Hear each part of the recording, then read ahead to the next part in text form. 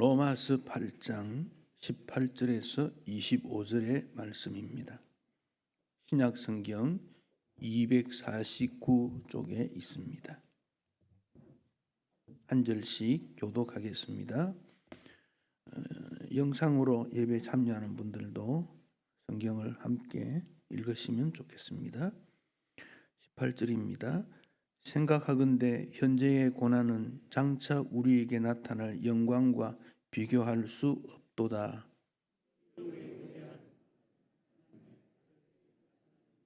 피조물이 허무한데 굴복하는 것은 자기 뜻이 아니요 오직 굴복하게 하시는 이로 말미암음이라.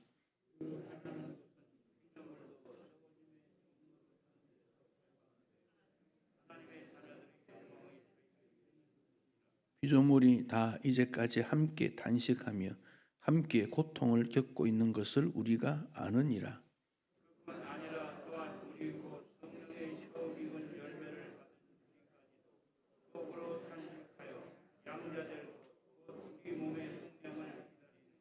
우리가 소망으로 구원을 얻었음에 보이는 소망이 소망이 아니니 보는 것을 누가 바라리요.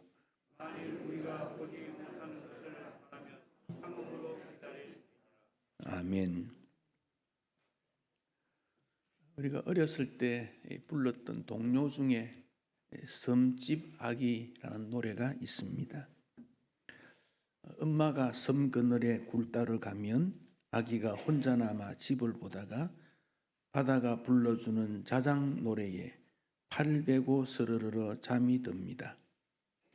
아마 어느 섬에 집이 하나 있었는 거지요. 주변에 집도 많이 없고 거기 남편은 일하러도 밖에 바다로 간 것 같고 엄마가 아기를 하나 기르는데 엄마가 먹고 살아야 되니까 굴을 따러 가는 거지요. 근데 굴이 가까이 있으면 좋은데 또 조금 멀리 떨어진 곳에 가야 되니까 갈까 말까 망설이다가 어쩔 수 없이 아기를 남겨놓고 굴 따러 바구니를 들고 갔습니다. 아기는 혼자 남아 이리저리 놀다가 바다 소리에 맞추어서 스르르 잠이 들었는데 평소는 어머니 팔을 베게 했겠지만 그날은 엄마가 없으니까 자기 팔을 베고 잠을 자게 됩니다. 요즘 같으면 이웃집에서 아기를 돌보지 않는다고 야단할 수도 있을 것이고 고발을 하면 버려두었다고 잡혀갔는지도 모르겠습니다. 그러나 이 엄마는 어쩔 수 없이 일하러 떠났는데 2절 가사를 보면 아기는 잠을 곤히 자고 있지만 갈매기 울음소리 마음이 설레어 다 못 찬 굴 바구니 머리에 이고 엄마는 모래길로 달려옵니다.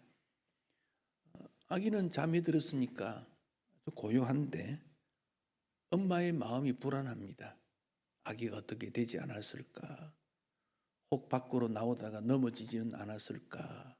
불안한 마음이 듭니다. 갈매기 울음소리가 아이 울음처럼 들려옵니다. 굴을 따다가 바구니에 가득 채우지 못했습니다. 좀 더 따야 되는데 생기를 유지해야 되는데 조금 도움이 될 텐데 그런데 아기 생각이 나서 바구니에 굴을 다 담지 못해도 머리에 이고 막 달려옵니다.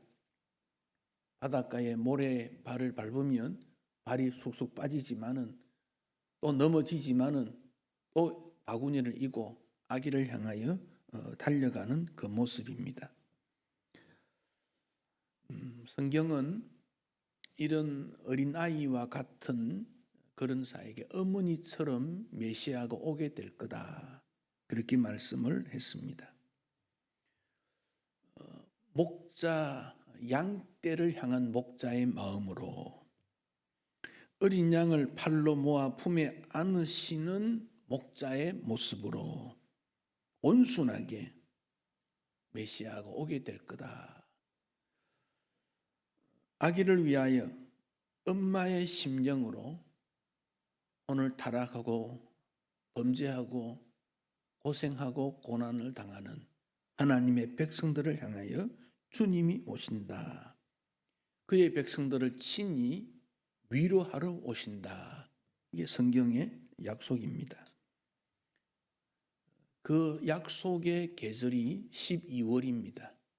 그래서 12월을 대강절 혹은 대림절 혹은 강림절 이런 단어를 사용합니다. 대림절, 이 말 림은 온다는 거지요. 대자는 기다린다. 오시는 것을 기다린다. 대강절도 강림하시는 것을 기다린다. 강림절은 내려오시는 것을 기다린다. 내려온다, 오신다, 임한다. 이 헬라어로 파루시아라는 헬라어를 쓰는데 이 말은 왕이 방문하는 거다. 그런 뜻입니다. 왕의 오심. 그 오심에 대해서 도착하지 않겠습니까? 라틴어 라르벤투스, 이 말은 어드벤트, 도착한다. 그래서 오시고 도착했다. 바로 이 점이 12월의 계절을 의미하고 있습니다. 왕이 오신다, 왕을 맞이해라 하는 것입니다. 세례 요한이 그랬지요. 왕이 오시니까 길을 평탄케 해라. 높은 산은 깎고 낮은 구렁텅이는 돋추고 왕의 오시는 길을 예비해라. 왕의 오심입니다. 혹 여러분 기다리는 게 있으신지요? 그때 마음은 어떻습니까? 그런데 성도는 주님이 오시기를 기다리는 자입니다. 주님이 오시기를. 마태나 누가에 예수님 오시기를 기다렸던 사람들에 대한 기록이 있습니다. 또 이사야 선지자도 그 왕이 오셔서 그 시대의 모든 문제를 해결해 주실 것을 약속하고 있습니다. 왕이 오시는 것을 환영하기 위해 성탄 트리를 만들었지요. 성탄 트리는 소나무나 잣나무를 베어다가 합니다. 상록수지요. 늘 푸르르게 주님의 오심을 맞이한다. 그래서 성도의 마음이 늘 푸르르라 그런 뜻입니다. 그 둥근 것은 열매입니다. 열매. 주님의 오심을 맞이하는 마음, 사람들의 마음에 열매가 있는가 물으십니다. 왕이 오셨는데 어떻게 살았니 물을 때 믿음으로 살았습니다. 성실히 주의 교회를 섬겼습니다. 주님이 부르신 부름에 합당하게 충성했습니다. 열매가 있어야 기쁘게 맞이할 거 아닙니까? 주님이 오셨는데 덩은 있는데 기름이 없습니다. 그러면 왕을 맞이할 수가 없습니다. 이런 열매들 바라봅니다. 교회 입구에 그 둥근 것 만들었지요. 그 월계관으로 만든 겁니다. 그것은 승리자에게 주는 면류관입니다. 성탄절 전후 교회 오셔서 거기 기념으로 사진도 좀 찍으십시오. 왕이 오신다. 그 점을 말씀하고 있습니다. 그래서 구약 시대는 예수님이 오시는 것, 메시아가 오실 거다. 이사야 64장에는 하늘을 가르고 그랬어요. 요란하게 하늘에서부터 왕으로 오신다. 이것을 구약에서 메시아가 오실 것을 그 초림 이렇게 말하고 앞으로 오실 예수님을 두 번째 오심을 재림 그렇게 말합니다. 그래서 구약에서는 예수님의 초림과 재림을 동시에 바라보았습니다. 그러니까 초림인지 재림인지 애매할 때가 있어요. 한쪽에서 바라보기 때문에 지금 우리는 재림을 확실히 바라보게 됩니다. 예수님은 다시 오신다. 이것은 초대교회 성도들의 인사말이기도 합니다. 너무 힘드니까, 박해가 있으니까, 고통스러우니까 위로할 때 예수님 다시 옵니다. 이것이 위로의 인사였습니다. 우리는 메시아를 기다립니다. 오실 것입니다. 아멘. 주 예수여 오시옵소서. 초대교회 성도들의 인사이었습니다. 초대교회 시대 예수님의 대림은 기다리심은 재림에 대한 관심이 많았습니다. 심판의 왕으로 오시니까 소망뿐 아니라 열매를 맺어야 되겠다. 그렇게 살았습니다. 중세 시대에는 이 대림절의 금욕과 속죄의 기간으로 삼습니다. 우리 주님이 재림하시면 심판하실 텐데 두렵습니다. 금욕과 속죄의 기간으로 삼았습니다. 종교개혁 이후에는 처음 오심과 다시 오심, 초림과 재림 두 가지 모두를 의미하는, 그래서 기쁨, 소망 이런 마음으로 기다렸습니다. 사랑하는 사람을 기다릴 때 설레임이 있습니다. 어린 아이가 자라는 것을 보면 마음이 기쁩니다. 병원에 입원하면 퇴원하기를 기다립니다. 성도는 하나님의 나라가 임하기를 기다립니다. 교회 부흥을 소망합니다. 기다린다는 것은 소망이 있기 때문이고 내일을 바라보기 때문입니다. 기다림이 없는 것을 절망이라고 합니다. 기다림이 없다면 삶의 의미가 없습니다. 고난과 역정이 있지만 그러나 기쁨의 날이 있을 거야. 그리고 기다리고 있습니다. 우리에게 기다림이 있다는 것은 소망이 있기 때문입니다. 또한 우리에게는 천국에 갈 것이라고 하는 소망이 있습니다. 비록 지금은 이렇지만 천국의 영원한 기쁨을 누릴 그때를 바라보며 오늘을 극복하고 살아가게 됩니다. 그래서 바울은 18절에서 이렇게 말씀했습니다. 생각하건대, 생각해보자. 현재의 고난은 장차 우리에게 나타날 영광과 비교할 수 없다. 지금 믿음 때문에 고난이 있다면, 또 고난 당하고 있다면, 예배 드리는데 수고함이 있다면 영광과 비교할 수 없는 아주 작은 것 아니냐. 여러분, 신앙생활 하는 일에 고난이 있습니까? 박해가 있습니까? 어쩌면 우리와 관계없는 메시지인지도 몰라요. 신앙생활 하라 잘해라 어쩌라 그렇게 강조하는 일은 있을지 몰라도 눈치를 보고 교회 섬겨야 되겠는데 마음에 안타까움이 일어나고 어떻게 더 주를 섬길까, 그런 마음이 있는가 하는 점을 다시 한번 우리가 생각해 봐야 되지 않겠습니까? 어쩌면 교회 잘 되는 것을 좋아하지 않는 경우도 있지는 않을까, 안타까운 마음을 가집니다. 그러나 주를 잘 섬기기 위해 당하는 고난, 수고, 애씀, 힘듦, 이 모든 일이 장차 나타날 영광보다 크지 않다. 장차 영광이 크다는 것을 우리에게 잘 보여줍니다.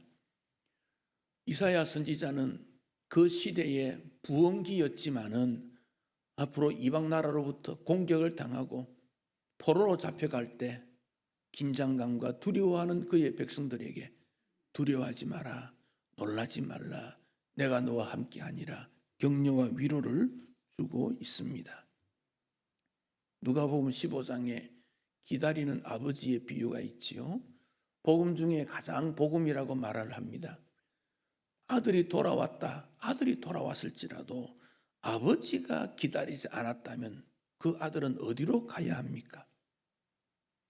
세리 삭개오도 베드로 어부도 나면서 걷지 못한 인생도 주님 앞으로 다 나왔다는 것입니다. 그 아버지께서 돌아온 아들을 긍휼히 마음으로 안으시고 은혜와 긍휼을 베풀어 주셨습니다. 그러므로 그들은 행복한 사람이었습니다. 감사한 사람이었습니다. 주님을 기다리는 것이 기쁘다 하는 점을 알게 됩니다. 주님의 영원한 사랑을 받은 우리가 어떤 잘못을 해도, 크게 잘못을 해도 회개하는 영혼들을 주님은 기다리십니다. 열매가 없어도 앞으로 주를 위해 섬길 것을 다짐하는 그들에게 새 생명을 우리에게 허락해 주십니다. 그러므로 우리는 주님을 기다린다 하는 이 마음이 있어져야 됩니다. 내 마음에 주님 임하기를, 우리 가정에, 우리 교회, 우리 사회에 주님 임하기를 기다려야 됩니다. 그것을 베드로는 살아있는 소망, 산 소망이다, 그렇게 말했습니다. 바울도 그런 말씀을 했습니다. 24절에 소망으로 구원을 얻었다고 했습니다. 보이는 소망이 소망이 아니다. 눈에 보이는 붙잡은 것, 그것이 핵심이 아니다. 보이지 않지만 앞으로 더 우리에게 확실히 다가올 그 내용이 있다, 그렇게 말씀을 하고 있습니다. 갤브레이스라고 하는 미래학자가 이런 말을 합니다. 미래는 불확실하다는 말 외에는 모두가 확실하지 않다. 미래는 불확실하다, 그런 말입니다. 그 말대로 2020년을 지나올 때 코로나라는 전염병은 정말 사람들이 예측하지 못한 그런 아픔이었고, 그 도전으로 전 세계가 아파하고 있지 않습니까? 전 세계가 모두가 힘들어하고 있지 않습니까? 이탈리아라는 나라는 전 세계에서 고령화가 2번째라 그래요. 오래전부터 의료 시스템을 잘 갖추었는데 나라에 돈이 조금 없으니까 의사, 간호사를 숫자를 줄여버렸대요. 예측하지 못한 거지요. 그래서 갑자기 코로나 때문에 굉장히 어려워졌다, 그러지 않습니까? 일본 올림픽을 할 거다, 시설 투자를 많이 했는데 코로나 때문에 올림픽이 모이지 않으니까 수상도 바뀌어버리고 나라가 어쩔지 모르고 그러지 않습니까? 우리의 미래가 어떻게 될지 모른다는 겁니다. 모든 나라가 두려워하고 있습니다. 그럴지라도 하나님께서는 우리에게 은혜를 베풀어 주시고 격려하심으로 주님이 오신다는 이 소망으로 기뻐할 수 있다, 이 신앙입니다. 다윗 이후에 왕들이 많이 있었는데 그중에 히스기야 왕은 아주 믿음이 있고 나라를 잘 섬겼던 왕이 히스기야입니다. 그 히스기야의 정손자가 스바냐 선지자입니다. 스바냐. 여러분, 우리가 그 기계를 만질 때 꽉 조인 기계를 풀려면 사람이 힘이 안 되니까 기계를 이용할 때 스패너라는 기계가 있죠. 공구지요. 끼워가지고 돌리는 거. 그 스바냐 뜻이 스패너 같은 겁니다. 영어로 스패너, 스바냐.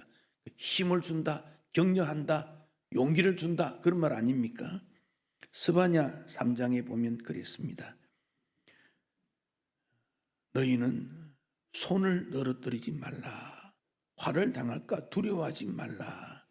여호와가 너의 형벌을 제거했다. 원수를 쫓아낸 것이다.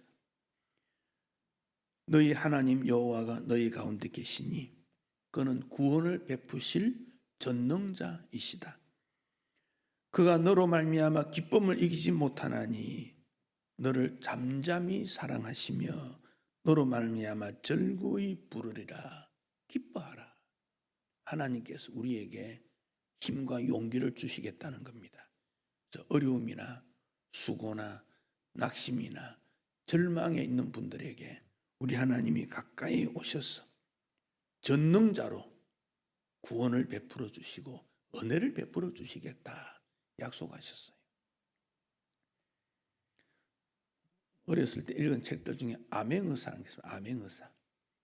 그 어느 마을에 불의하고 고통을 당하고 막 권력으로 짓눌림을 당하는데 암행의사 출두요 그러면 암행의사가 와서 그 억울한 문제를 싹 해결해 줍니다. 암행의사 가고 나면 어떻게 됩니까? 새로운 지도자가 오겠지만 여전히 또한 어려움이 있을 수 있지 않습니까? 그런데 우리 하나님이 이 땅에 오셔서는 영원한 형벌을 막아주시고 새로운 모습으로 임해 주신다. 그 약속이 우리에게 주어져 있습니다. 19절에 피조물이 고대하는 바가 있다. 피조물은 창조된 것들을 말하지요. 그러니까 사람, 동물, 식물, 그 외에 창조된 물이 피조물 아닙니까? 피조물이 뭘 고대하느냐? 하나님의 아들들이 나타나는 것. 하나님의 아들들 복수로 되어 있지요. 성도를 말합니다. 그러니까 고통당하는 성도들 마음에 하나님의 이 땅에 오시는 것을 기다리는 그것을 바라고 있다. 우리가 신앙생활 잘하기를 원한다. 그런 말이에요. 왜냐? 20절 피조물이 허무한데 굴복하는 것은 세상의 범죄와 타락과 고통과 아픔으로 굴복한 자기 뜻이 아니고 하나님께서 사람의 타락으로 세상도 타락하고 번제하게 되었으니 피조물이 바라는 것은 종노릇이 아니고 해방되는 거다. 21절 하나님의 자녀의 영광의 자유에 이르는 것이다. 그래서 성도들이 믿음 생활 잘하기를 바라는 것이고 성도들이 바라는 건 무엇입니까? 주님 앞에 온전한 믿음의 삶을 살아가게 되는 거다. 그게 23절이에요. 성령의 처음 익은 열매를 받은 우리, 그러니까 우리가 구원받은 우리도 탄식하며 양자되 그 속량을 기다리는데 그것이 어떻게 이루어졌는가? 주님으로부터 이미 구원을 받아졌는데 완전한 구원을 위해서는 우리 주님이 재림하셔야 되겠다. 그래서 우리가 신앙인으로 이 땅을 살면서도 여러 가지 어려움과 수고와 힘드는 과정들을 지나고 있습니다. 그럼에도 불구하고 우리는 믿음 생활을 잘 하도록 도전해야 돼요. 믿음 생활이 말을 잘한다고 직분이 있다고 믿음 생활 잘하는 거 아니지 않습니까? 자, 믿음 생활이 어떤 게 잘하는 건가 한번 보십시다. 구원의 은혜를 확실히 믿어야 됩니다. 구원의 은혜를. 내가 구원받았다는 것 의심하지 말라는 겁니다. 구원은 하나님의 선물인데 내가 기준이 아니고 하나님의 기준이지요. 하나님이 나를 붙들고 있는 거지요. 그걸 의심치 말라는 겁니다. 주님과 동행하는 사람은 마음의 평강과 감사가 있다. 때로 우리가 불안해지고 긴장감이 있지만 곧 안전히 마음의 평화가 임하는 것은 하나님이 나를 도우시기 때문이다. 살았을 뿐 아니라 죽었어도 하나님이 책임져 주신다. 두려워하지 않는 거지요. 가정과 사회에서 신앙과 생활이 하나가 되어 나타나야 합니다. 신앙의 생활화가 이루어져야 합니다.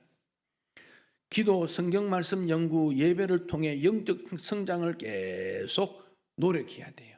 영적 성숙을 위해 만족하면 안 됩니다. 더 하나님 앞에 성장해야 되겠다 해야 됩니다. 신앙 공동체에서, 즉 교회에서 함께 영적 성장을 위해 수고해야 돼요. 그 교회 직분은 바로 그 점이에요. 나의 신앙이 아닙니다. 우리의 신앙. 그래서 모범적인 신앙인이 필요하고 성령의 지혜로운 판단을 가지고 도와야 되고 영적 성숙에 힘써야 됩니다. 이웃에 대해 책임의식을 가져야 됩니다. 죽어가는 영혼들이 얼마나 많습니까? 이웃에 대한 책임, 인종, 남녀, 계급을 초월해서 저들도 구원받아야 되겠는데 그 선교적 사명을 가지게 되지요. 사회 정의를 위해 사명감을 가져야 됩니다. 우리 사회가 정의로워야 되는데 하나님 앞에 기도하고 나라의 책임자들을 위해 기도하고 사랑으로 이웃을 섬기는 것이 삶의 목적으로 이루어져야 됩니다. 내 삶의 목적은 이웃을 위해서, 이웃을 위해서. 이런 내용들을 보면 이웃과의 관계, 동료와의 관계, 성도와의 관계가 얼마나 중요한가 몰라요. 섬기는 자다, 섬기는 자다. 그 점을 우리가 꼭 기억을 해야 합니다. 일제시대 때 평양에서 장대형 교회, 아주 그 오래된 핵심적인 교회 맹관호라는 장로님이 있었어요. 아주 부자였다 그래요. 근데 그 아들이 맹어순이라는 아들이 있었어요. 그 가정이 6.25 전에 남쪽으로 내려왔어요. 맹우순 아들이 연대 연희전문대학 입학도 하고 서울역 앞에 가면 남대문 교회가 있어요. 남대문 교회가 110년이 넘습니다. 거기 중등부 학생들을 가르치면서 교회가 부흥이 되고, 그러다가 6.25가 일어났습니다. 그래서 다 피난을 가게 되는데, 그 가승도 피난을 가다가 대전에서 미군에게 맹어순 씨가 붙잡힙니다. 그 사용하는 말투가 그렇고 젊고, 그때 나이가 아마 26 뭐 이랬다 그러는데, 그러다 보니까 간첩이 아니냐 오해를 받아 붙잡혔어요. 그 전쟁이 일어나자마자 포로들이 많이 잡히지 않습니까? 처음 포로 수용소에 대전에 있었어요. 그러다가 부산으로 갑니다. 다시 거제도로 갔습니다.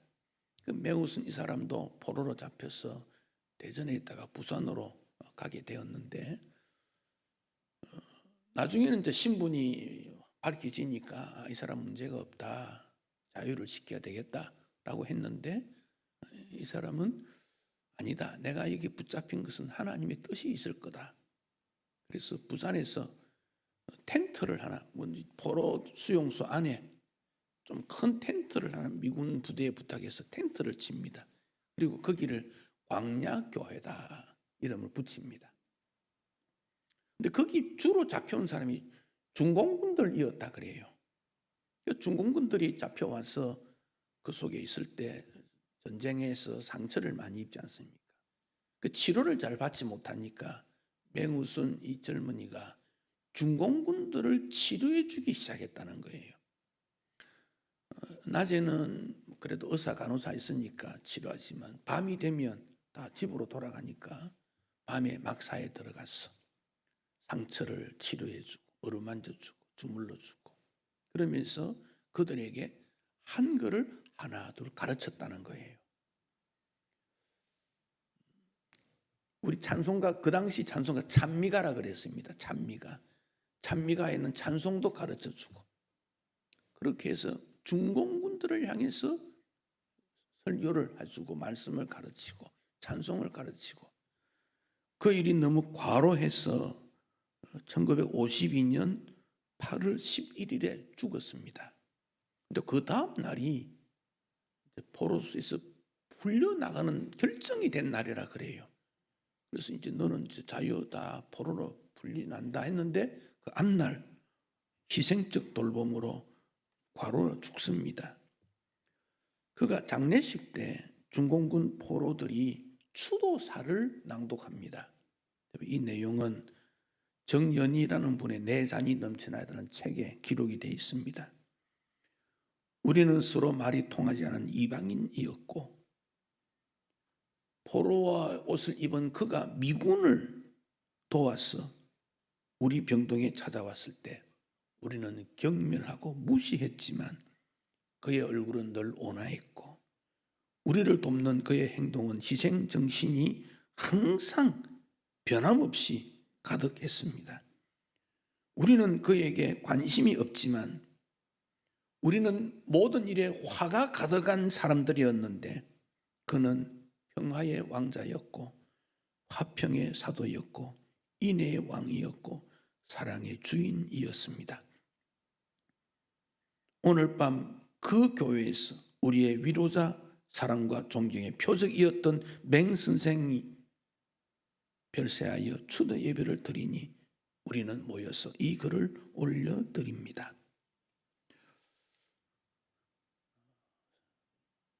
중공군입니다. 한국 사람도 아닙니다. 한국 사람도 아닙니다. 그런데 그들을 향해서 예수의 사랑을 전하다가 27 되기 전에 26 10개월인가 그렇다 그래요. 죽었습니다.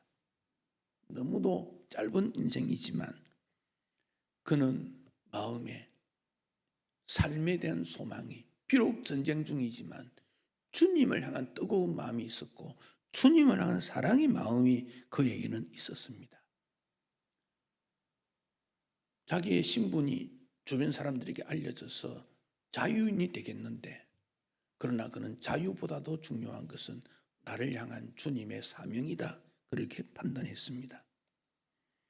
어려운 일을 당하면 사람들은 도망갑니다. 숨습니다. 절망합니다. 원망합니다. 분노합니다.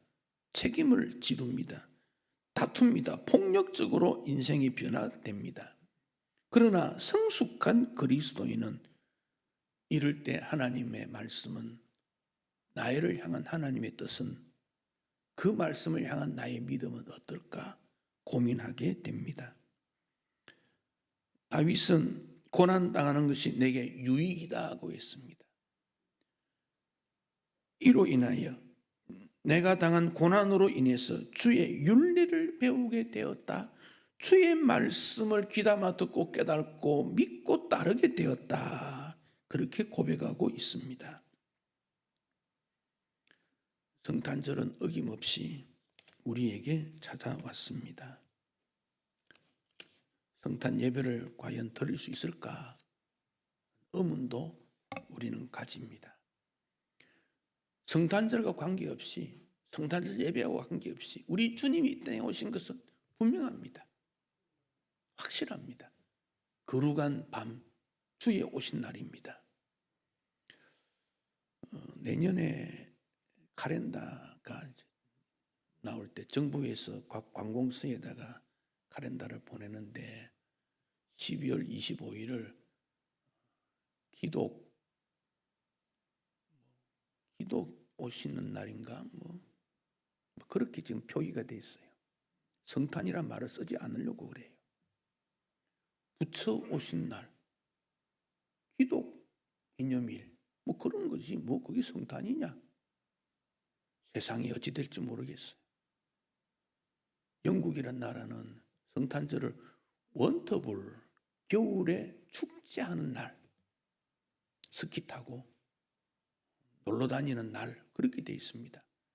크리스마스, 예수님의 날, 예수님께 예배하는 날, 이게 무너지는 세상에 살아가고 있습니다.